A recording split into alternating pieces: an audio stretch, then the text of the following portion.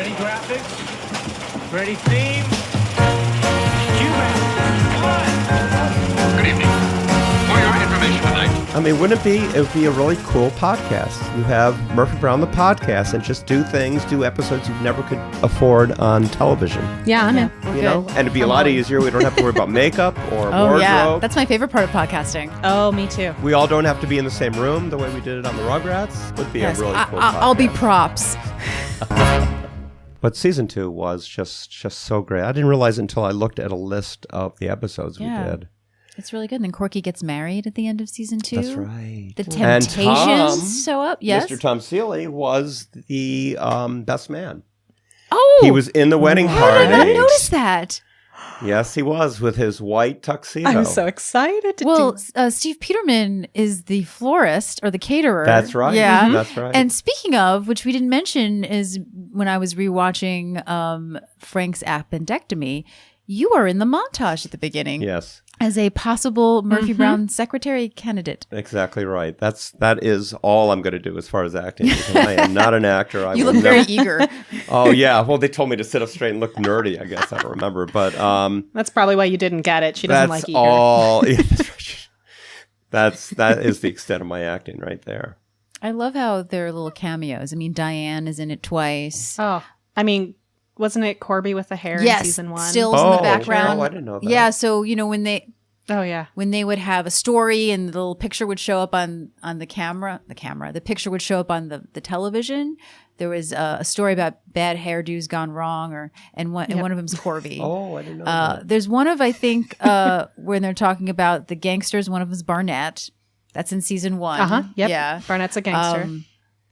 Yeah, no, it's fun to sort of, point everyone out. We've been extras in Phil's bar. I mean, times. I do appreciate that the full team showed up for Corky's wedding. That just seems exactly right. It does. Right. Oh, and then, I mean, this isn't in a cameo or anything, but Candice Bergen's mother plays the mother of the groom in that episode. That's right. Yeah. Yeah, what was her name? Frances, yeah.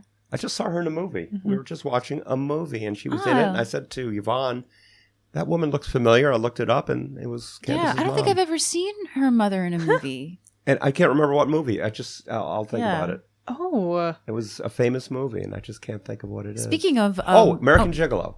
That's what it was. Really? Yes. Really? Yes, she plays one of his conquests, one of his I was expecting you to talk about a black and white movie. No. It was American Gigolo. Hilarious. I have to find this. Yeah. I never knew that. Yep. Well, speaking of Candace's parents, I'm reading the script for Brown Like Me right now because there's a lot of cuts. And there's a parenthesis action for Miles to do a Charlie McCarthy impression because his neck is stiff. Did you guys plan a lot of that stuff to sort of, like little jokes? Probably. I don't remember it. But yes, probably. But Candace was always such a great sport. That's great to know. Speaking about practical jokes, I mean, she is the one who introduced me and all of us to the laser pointer, and I think it was season, no, it probably was later. It was probably season 9 or so. But I'm talking to somebody on the dark set, and all of a sudden I thought I saw something red on my shirt. I looked down, I didn't see it, it was gone. And then I saw something else, and all of a sudden I see Candace smiling with this laser pointer. She was having so much fun with this little toy. And it was pretty cool because the laser pointer has like a flashlight. It has no line. There's just a laser. Yeah. So I immediately went to Radio Shack and bought a laser pointer and teased my kids when they were little. I was going to say, I have 2 cats. I know the appeal of a laser pointer. Yeah. I was expecting there to be a laser pointer fight or something. Because in season... Ooh, like lightsabers? Oh, like lightsabers? Like lightsabers? Oh, maybe. Oh, not what I was thinking fun. of, but that sounds fun. But I'll always go to lightsabers. Reminding me, I mean, you weren't there, but in season 3, there's an episode that starts with a huge water gun fight. And my understanding is that is based on something that actually happened. Oh. I know. So just that reminded me. Was that season 3? Season 3, so you weren't there. At one point, there were garbage can shields. It got really bad. Yeah, well, that... Which sounds a little dangerous next to, I don't know, expensive equipment. Yeah. But a hilarious But there opening. was no better show to work on than that show because everybody it was a family on the set, in the room. It was just the greatest experience you can imagine. And it was just fun. It was just fun. And we had fun coming back, It was just so much fun. It was heartbreaking that we couldn't continue. Mm-hmm. Something that we have noticed is that at the beginning of season 2, there's a lot of freelance writers. There's like Diane wrote an episode, a bunch of freelance writers, you and Tom, and it's not really till like deep into the season where it becomes regularly, staff writer. And this includes Denise and Cy, who ended up becoming writers on the show. Exactly. Staff In writers. fact, we had thought that they were on staff for season 2 because they wrote so many episodes. Right. We were shocked when we did the podcast to find out that they were still freelance in season 2. Well, Diane was really smart. These two writers were so fantastic. In fact, it was Cy who had the real Rob Lowe tape. He was going to actually bring it in that Monday and show everybody the Rob Lowe tape. And I said to him, see me first. Really? And so that Saturday night. This is so complicated yes, now. That Saturday night, I switched his real one for the fake one. Mm-hmm. But Cy and Denise came in with so many great stories. And Diane was smart. She said, let's put them on staff. I mean, because to remind our audience, they went on to write the first season of Frasier. Mm-hmm. They went on to write Roseanne. Mm-hmm. Mm-hmm. And then Denise and I worked on the Rugrats. Oh, really? Yeah, so together we wrote fun. God knows how many really? episodes. How was that going from writing real people to cartoons? It was the greatest. It was actually my first foray into animation, which I always loved. But it was also like writing for a single camera movie or show, because obviously it was like a movie, and it was, next to Murphy Brown, the greatest job I ever had, because we were able to take those Rugrats who are now in middle school and see how they're thinking as adults, basically. Mm-hmm. So for us, we were all always such Rugrats fans. To work with the same voiceover people who did them as babies was just so much fun. And we had this great director in Charlie Adler, who was just a filthy mouth director when it came to recording the shows. And for Denise and I, we were able to write anything. My mother had died, and I wanted to do an episode about dying, and I didn't know how to do it for children. And then I was working on one script, and Denise came in to ask how the script is coming, and it was literally like a thunderbolt. I said, I think I know how to do the death story. And so we did an episode where Chucky is bummed out because his favorite comic book hero is not going to be drawn anymore. The artist is going to quit, hang up the pen. And so it was Chucky going through all these stages of grief to say goodbye to this Armadillo Dave hero. And then, of course, the Rugrats try to stop the guy who's now in an old age home to come back and continue writing this hero.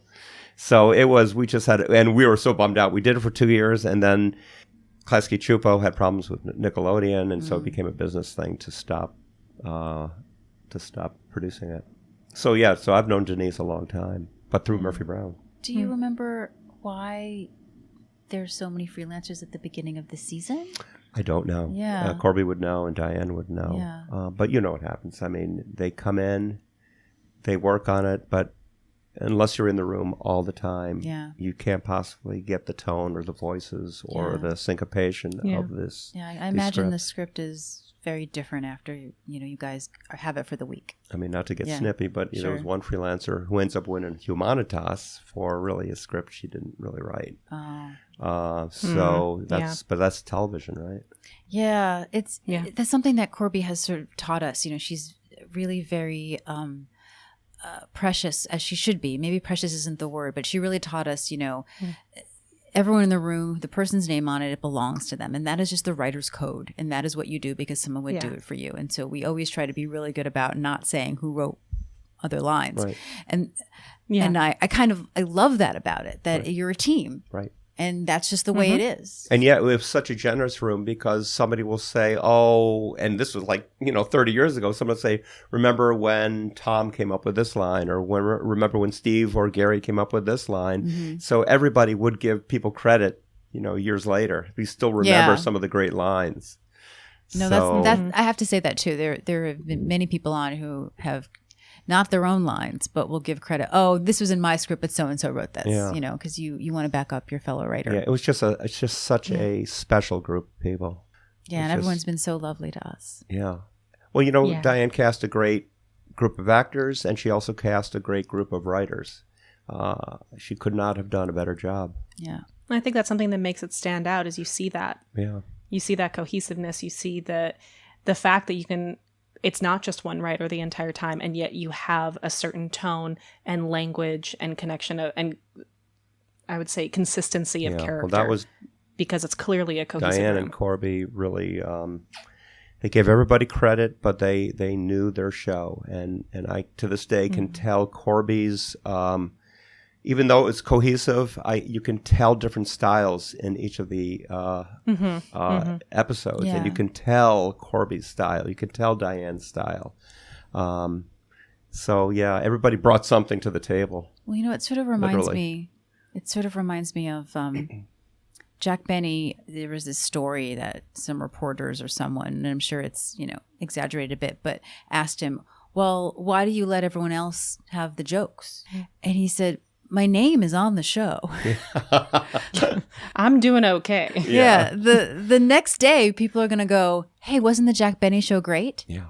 I don't mind giving credit to my ensemble because it's still my show do. and I want the show to be successful. And I love that. Yeah, I always said that, if some actor got a lead in a show, it would be smart of him or her to go on the set of a Murphy Brown and see how Candace handles her show, or Kelsey Grammer or Ted Danson.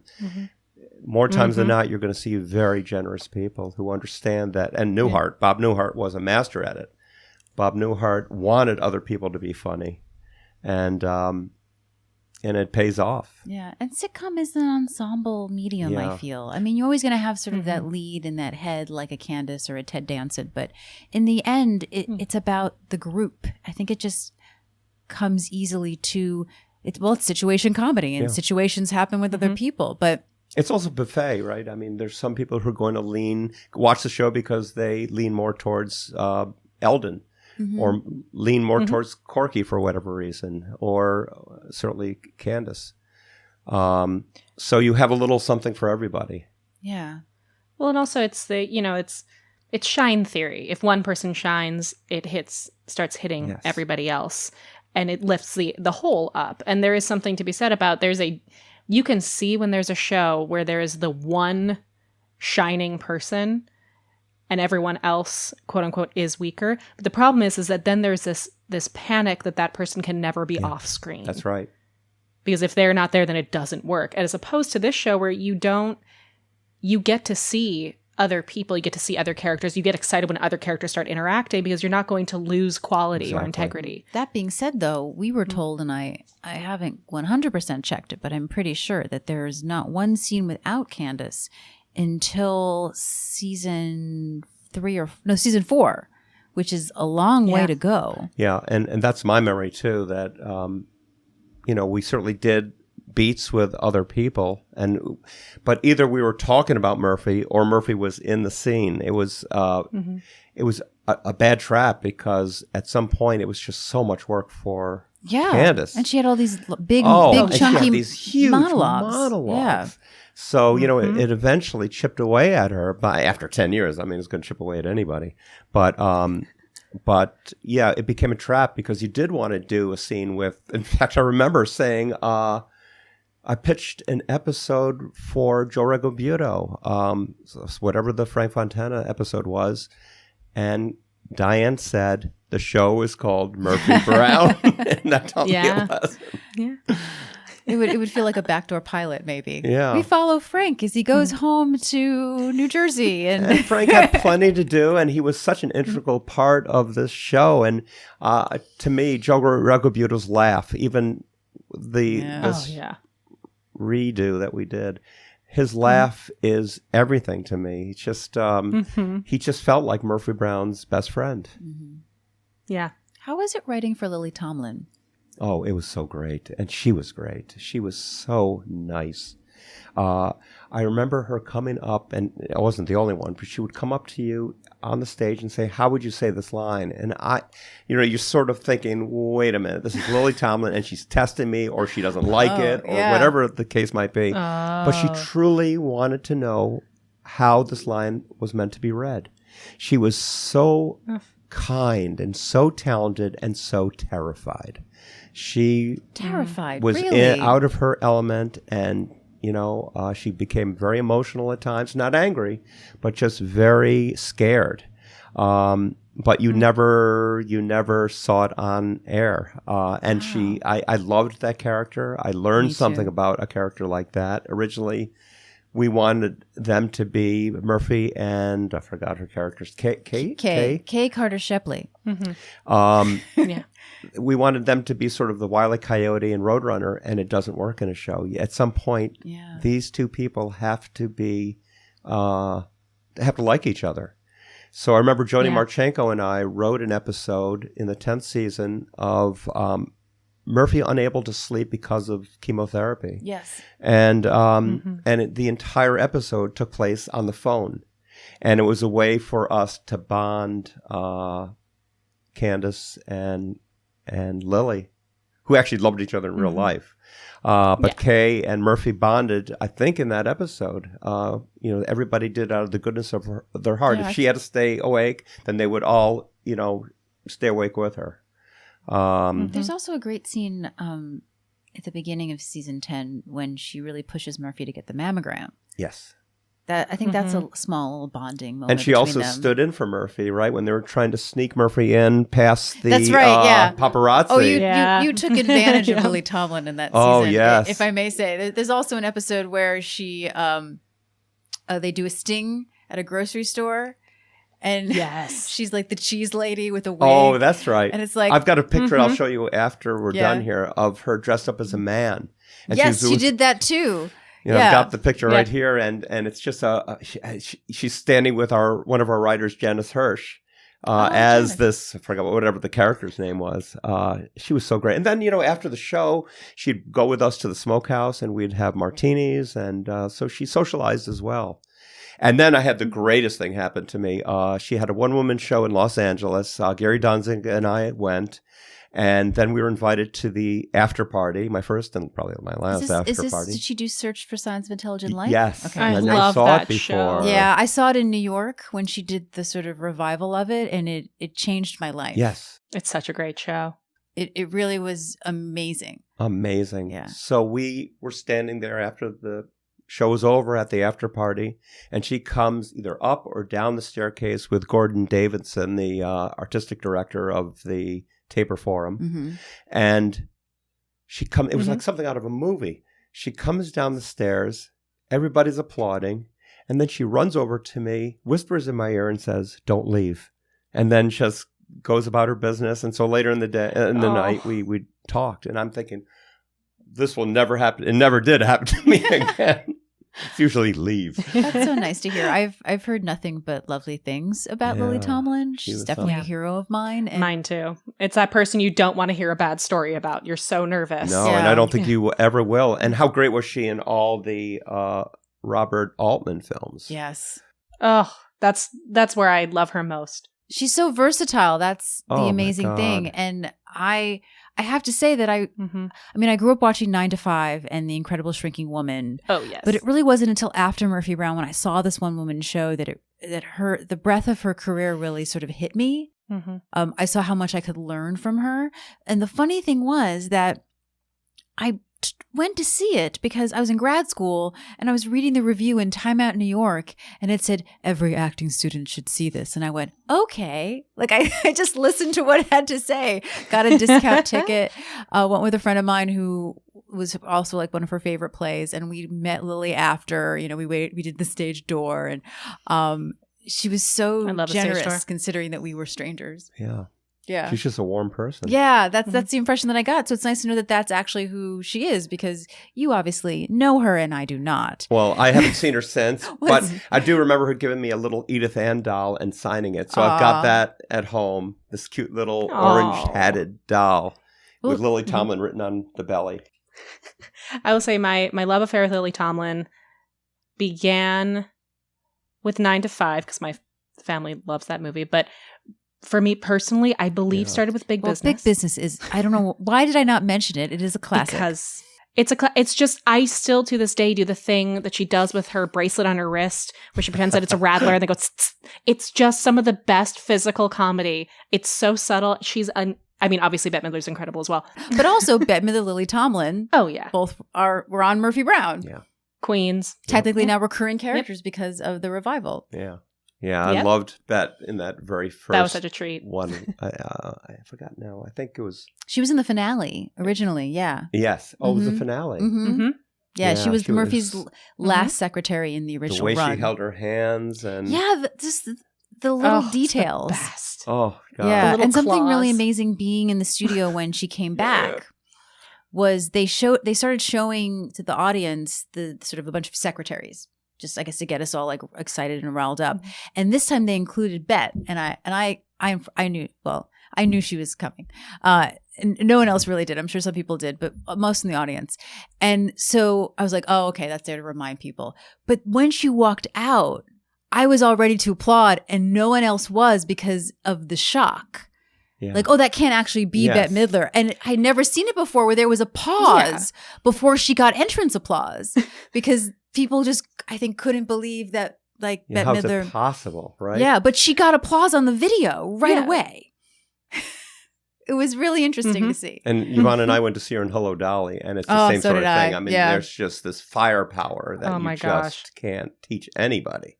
Yeah, I've seen her live shows since 1993. Yeah, it's just quite amazing. I remember being a page at NBC I saw her in a live show. And I remember her and David Bowie get into a fake champagne fight together at the rap party.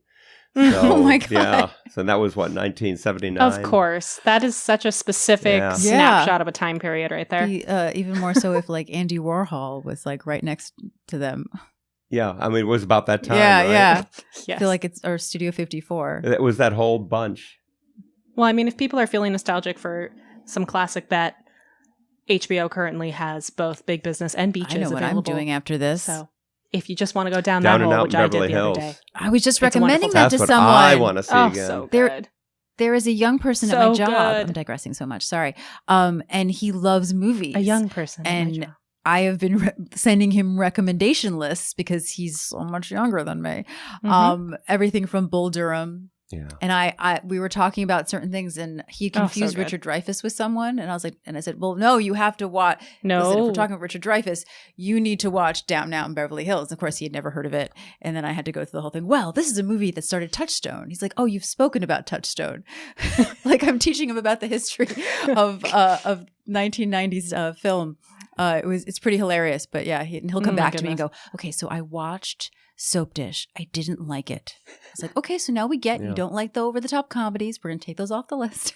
But it's but the thing is, I mean, anyway. I don't want to make a joke out of this also because I love the fact that I can go, hey, here's something that meant a lot to me as a child and it's not your fault that you don't know it. So here. Oh, yeah. I love sharing things that I'm excited about with other people. I have that problem where I tend to only want to share things that I love because I know that it's really good and I have to be willing to receive more. I thought you were going to say, I feel like what I have to be okay when they come back and they don't like it. But I think we're running out of time soon. So is there any season 2 memories that you can think of or? I think for me, and I can't speak for Tom, my biggest memory is a bad memory.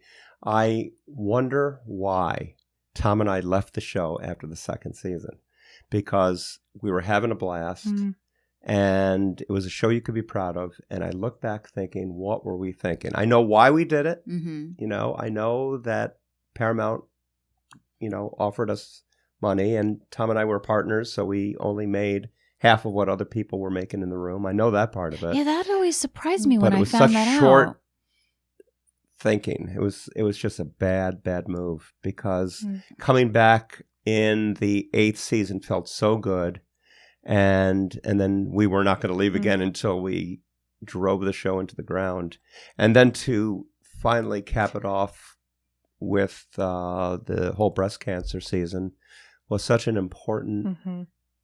really milestone for television because survivors appreciated it. Mammograms went through the roof, and you understood the power of television. Mm-hmm. And only Murphy Brown could have done that. So, I don't beat myself up anymore, but I used to beat myself up quite a bit that we had a good thing, and we just said, I think we can do this on our own, and we just were not prepared for that.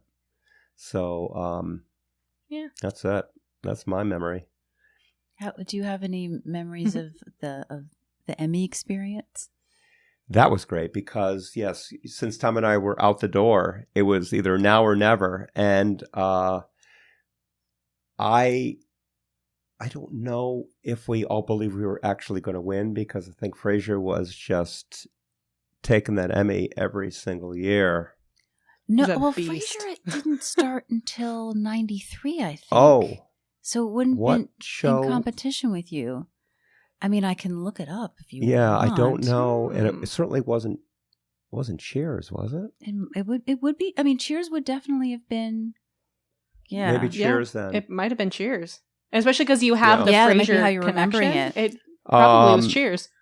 But I just remember it was fun to put on a tux, go downtown to Los Angeles and get a tux, and just the whole night was fantastic. Being with a group of writers that you just love, and to share the night with. And of course, we're all very competitive, and we wanted to win. And all of a sudden, we did win, and we were up on the stage. And all I remember about being on the stage is after watching it on television, I remember seeing Corby let out this puff of air, this air of relief. She just exhaled all the relief, and she just stood there. She just could not believe they were on the stage collecting this Emmy.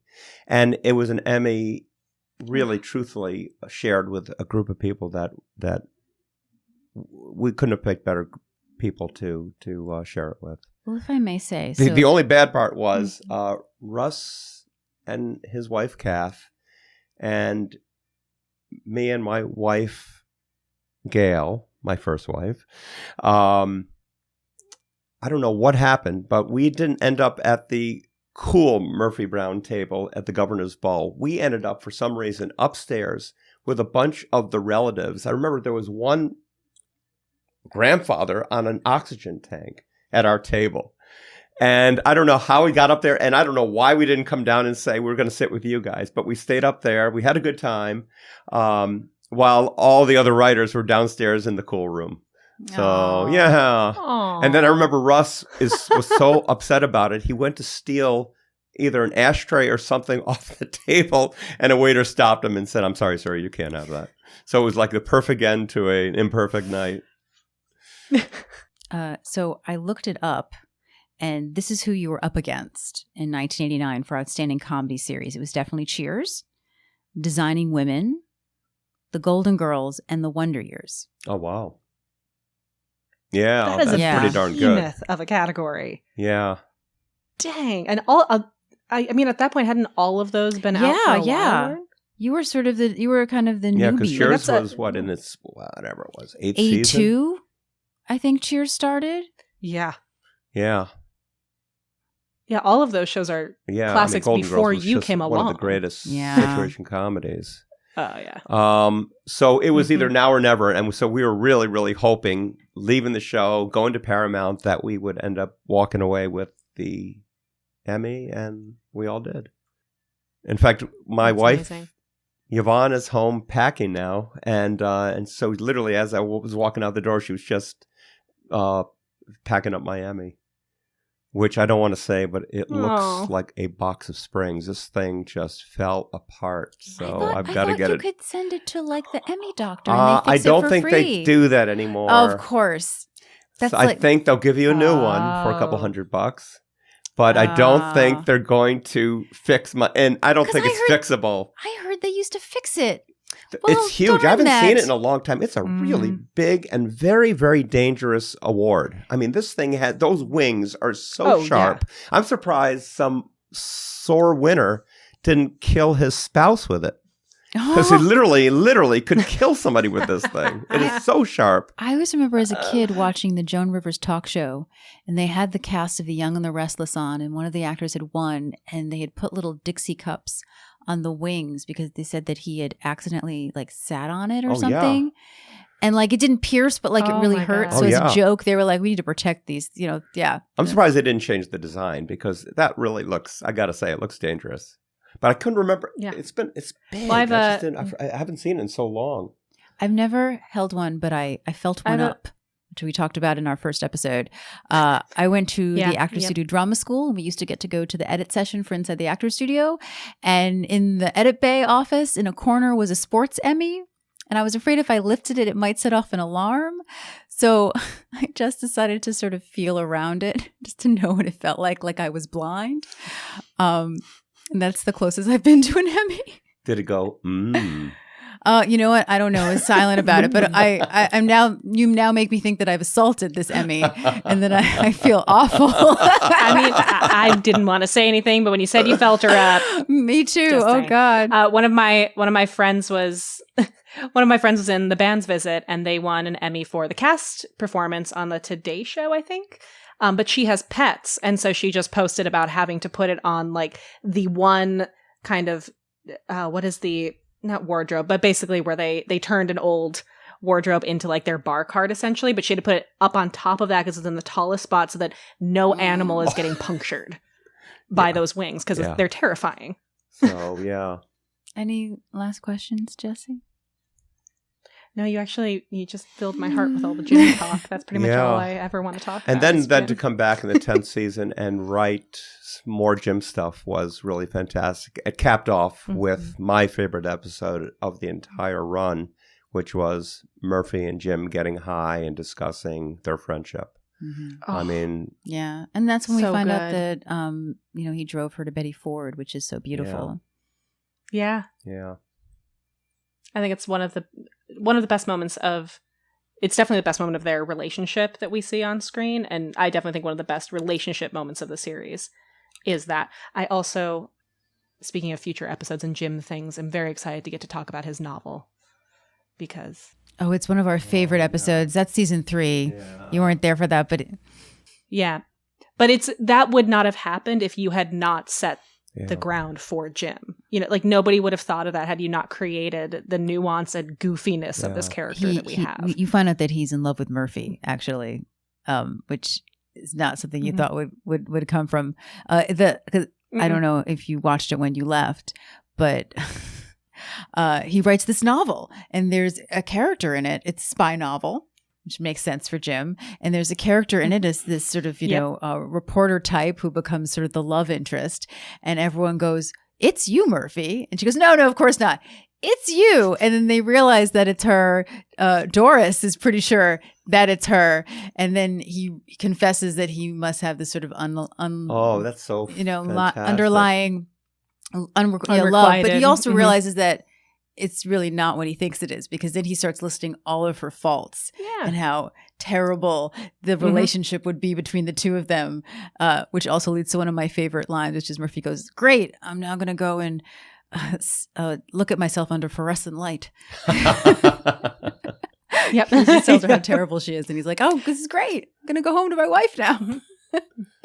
Yeah, I feel terrible. He's like, "This is awesome." But I think that's a credit that I don't think often happens for the writers when we talk about, creating these characters, when we talk about the fact that Russ created Jerry before Jerry was actually on screen. Like, we have to give a lot of credit to those of you who started the creation and the foundations of these characters, who first put it in our minds, because we wouldn't get those later episodes without that foundation. And that's what's so great about Jim, is he was given so much love in these first 2 seasons, especially season 2, when we get a lot of these juicier moments, that is what catapults him into the later seasons, and we get those moments. You couldn't have the novel without Roasted. No. Mm-hmm. And without Jim or Charlie playing it the way he did, you wouldn't have had Miller Redfield, which turned into such a great character. Yeah, I had forgotten. I mean, if it was played any other way, gold. I don't know if Miller Redfield would have existed. No, we talked about that too, that Miller is just an awful talking head.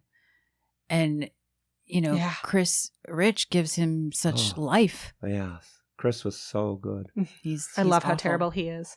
And really, if you think about it, Jim, of all of them, Jim is the base of FYI and news in Murphy Brown and had really the most balanced life. Yeah. And then it started to go downhill. You had the, anxiety-ridden executive producer. You have the alcoholic newswoman. Did you guys ever discuss why Jim didn't have kids? It never dawned on me until the rewatch. Yeah, I don't remember. Oh, yeah. No one has kids, which is also rare Yeah. to see that, there is another choice in life. Yeah. But recently, I don't know why, I've been thinking, I wonder why he doesn't. Yeah, I don't remember if we ever touched on that. Let's go back and do it. Okay. It's not too late. We can do it with that podcast. Yeah. I'm available to be Jim's daughter. All right. I mean, wouldn't it be? It would be a really cool podcast. You have Murphy Brown, the podcast, and just do episodes you never could afford on television. Yeah, I'm in. We're You good. know, and it'd be a I'm lot on. easier. We don't have to worry about makeup or Oh, wardrobe. yeah. That's my favorite part of podcasting. Oh, me too. We all don't have to be in the same room the way we did it on the Rugrats. Yeah. And, we could just do and just really have and we could be longer than 21 minutes, so we could tell a full story. I mean, there's a show on Netflix that is not any set time, and I feel like that's going to be kind of the norm. One episode's 19 minutes, one episode's 20. yeah, which I love. Yeah. Mhm. One is 15 It's just whatever you need minutes. to tell the story. I mean, my new favorite show is Fleabag. Fleabag. Oh, Fleabag is the best. I love mean, that show. You look at Ugh. Fleabag, and then you look at especially network comedies, and it's like a whole other universe. She is so fantastic, and Killing Eve as well. Yeah, she's so talented. Where these I love stories Killing just Eve. literally unfold, and you can't, and it's not even based on a strong narrative. You don't know where she's coming from for the longest time until halfway through the pilot. I don't know how many times I've watched each episode of Fleabag. Every time I get on the elliptical, I'm watching Fleabag. It's so good. I just think it's so That's magical. so great. I would And say you start hearing things you never heard before. I would say you just in- notice things you never saw before. You love Fleabag the way that we love and watch Murphy Brown. Yeah, maybe I'll have a Fleabag. Fleabag podcast. In fact, Start I don't know your if you've Fleabag noticed, podcast. but every time I put I have. a picture on Instagram, Sorry, I tell them, though. hashtag Phoebe Waller-Bridge. Nobody's ever said, why do you do that? But She's the- I just Yeah, think it's at funny. first I thought there was... I think everyone Yeah. agrees Yeah, that everything exactly should be right. I looked hashtagged. for a rhyme and reason at the beginning, and I thought, is there a pun that I'm missing? Is there No. a thing? And then I was like, no, he's just doing it every time. And she's just right up my No, alley. I just love this character. Yeah. And I love the fact that I would- she apparently loves death. I'm looking at the Grim Reaper up there, and she just comes from a place that I just so connect with. So I mean, I don't know how you do it better than that second season of Fleabag. It's just amazing to me. Yeah. Well, she doesn't want to, apparently. So. Yeah, Which I think is such a great, another way of disrupting the form. yes, Which I do have to give credit where it's due. That's something that Ricky Gervais brought up years ago with The Office and Extras, that he wants to stop after 2 seasons while it's high right. and not. In a way, Seinfeld was a disruptor. It did things differently. I think that things like Fleabag, like Killing Eve, these things that are, I mean, I hate to use the phrase character driven because I think so it's become a bit of a trope to say that, but these things that start there first and then let the plot catch up. It's the same reason why I talk a lot about loving Schitt's Creek. For a very similar reason, is that they pick these characters and they throw them in and they let them figure out what's happening. And you get that feeling of everybody's just on the ride. I mean, it's basically every Tarantino film, right? He just puts one foot in front of the other and just starts writing, and he lets his characters decide which direction to go. It's just magical. It's the way novelists work for the most part. Yeah. Yeah. So, You're lovely. This is lovely. Thank No, you so thank much you for coming. very, very much. what I really want to do is do animation. So I'll use this time to show off. You can do your reel right here on our show. Yeah, why not? Got the space. It was just great. I'm just so proud of you guys. Aw. This is so much fun. Thanks, Noor. I just want to say we've said this to each other, and I think maybe even on the pod when spoke about going to the taping. I'm sorry, the filming. Filming, right? We don't say taping anymore because it's not tape. That's right. Corby got mad at us. It's filming. Because it's not tape. Although, but was the revival on? Was it digital or was? Sure. Yeah. So that's one thing that threw me was she was telling us from the original. So I don't even know what we would call it now. But and it's because it's really not tape either recording. anymore. Yeah, but I always said filming to be respectful because I wanted to make Corby happy and proud. Filming sounds better, right? Yes. Like I love when old actors called movies pictures. Oh, yes. I love that. Pictures? Yes, in the pictures.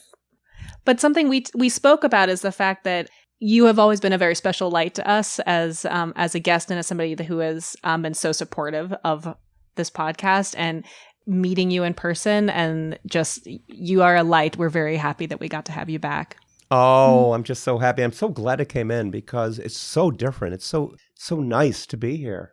Yeah. So when you finally do get up to episode season 10, I'm going to fly in and be here in person again. I will too. And listen, if you want to come on and talk with us about an episode that is not that might be interesting. It's up to you. I don't want to put you on the spot. No, but I do my best thinking when I'm sitting in a because I did remember that on and I'm sorry, we're going backwards again. I remember how we got Major Dixon's name in Miles' Big Adventure, and that was only because I was sitting at the writer's table and there's a Dixon Ticonderoga pencil sitting there. We're looking for a name, and I said, "What about Major Dixon?" Either to Tom or the room, I don't remember. But, so I'll give some thought to the other episodes that you're doing, and then we'll just do long I think distance. it might be interesting to see your thoughts on something that you weren't necessarily involved in, but are the characters. I mean, I know sometimes it's hard. Like Aaron Sorkin can't watch, anything past the seasons he wrote on West Wing. Yeah. Like I get if it's difficult, so I don't want to put you on the spot, but that might be fun. Yeah, it would be fun. Yeah.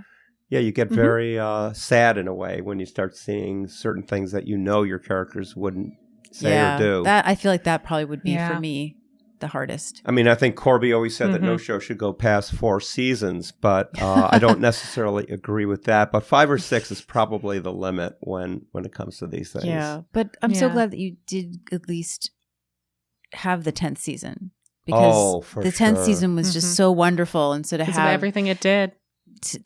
To stay on long enough to get there. Oh, I so agree. I think it was worth it. Because I think Candace would have called it quits in the 9th season. And I remember getting that call. Yeah. And she said, if I do come back, would you guys consider coming back? And then we talked about the breast cancer episode. And thank God. Mm-hmm. Yeah. And that's, to me, that's what television should like be you about. said. Sometimes I just think it's this glorified nightlight. And we can do so much more with this. And we're starting to see it a little bit with things like Fleabag, where you can literally talk about issues and touch people. Yeah. And instead of having these mindless, I can't believe there's still some of these situation comedies still on television. Yeah. Well, and like you did with the breast cancer storyline. I mean, and why it's such a brilliant medium that we get to moments that thank God for Diane and for Candace about television, and why it's such a brilliant medium that we get to take the time to delve into these topics. And thank God for Diane and for Candace, because Tom and I pitched that idea to Tony Jonas, who was running Warner Brothers at the time, and he was not going to hear. And I understand it. How can you equate comedy with cancer? But that's what television should be about. I mean, we're getting into everybody's living room and bedrooms. We should be talking about things that they can relate to. And fear. Yeah. Do you feel that a lot changed when Diane came back? Because I know she was just a consultant. She wasn't there every day. I don't know. I can't draw the line anymore because the show was on for so long. And the 10th season was such an aberration that I just, nobody knows the show better than Diane. I mean, that was her baby. I mean, you forget how well she knows her show. When we came back this time around, it was just like part of her DNA. Yeah. It literally is her DNA. But it's hard to answer that question now because everything changed so much from the first or second season to the 10th season. So I don't even know how you can equate that. Yeah, you can mostly tell the seasons based on everyone's hair. Yeah. Especially Corby's. And by that I mean Corky. guys. Thank you, Norm. I'm It so was, glad we had. it was worth coming in. Yay, I'm glad. All right. Yeah. The show has to come back again. It's fine. We're fine with it. Yeah. So we're We can do that on the podcast, by the way. Well, listen, if Exactly. you can't get your own podcast idea going, we would be more than happy to bring the cast in and do a new episode for the podcast. That actually yes. would be a I really mean- cool podcast. Sure. That would be Yes, a really cool podcast. I'll be props. Yeah. And I'll be What do you Murphy. do? I do props It's $1 for a million podcast. idea here, guys. But we're only in here till 9, so it is now 9:04. Yes. So we have to get out of here, unfortunately. Well, thank you guys. It was great. I feel like we're leaving on a down note. Yeah, seriously. I can Cut always this part out. I can always just edit this out and we'll just end on them. But I'll just do some singing. Yellow bird. we just got our bumper. Yes, we did.